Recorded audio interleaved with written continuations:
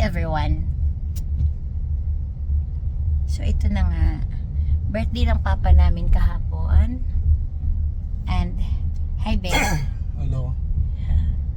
Birthday ng papa namin kahapon at wala kaming handa kasi busy kami, pero hindi niya alam na may mga pasabog kami tomorrow.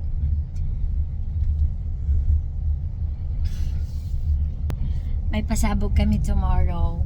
Hindi niya alam na magla-lunch kami. May ma-lunch with families and friends kami. And then, hindi niya alam na maging complete ang family namin tomorrow.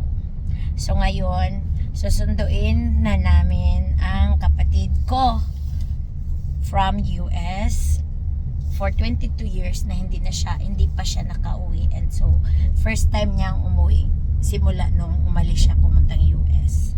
So, susunduin namin siya ngayon sa airport at walang kaalam-alam ang mga parents namin. Kaming dalawa lang ang magkatandem. Diba be? At yung dalawa kong kapatid, susunod din sila mamayang gabi. Din bukas ng lunch, tanghali. Magpapakita na yung kapatid ko kay Papa. Bali, after galing sa airport, ihahatid muna namin ang kapatid ko at dalawa kong pamangkin kasama yung brother-in-law ko. Ihatid namin sa hotel, doon muna sila magstay overnight. Tapos tomorrow morning or tanghali, susunduin na namin sila at dadalhin na namin doon sa restaurant kung saan kami kakain. Ikaw be?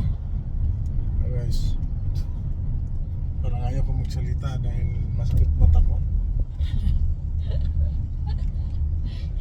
Kaming dalawa ang magkatandim today.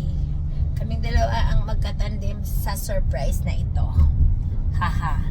And let's see. Bye-bye.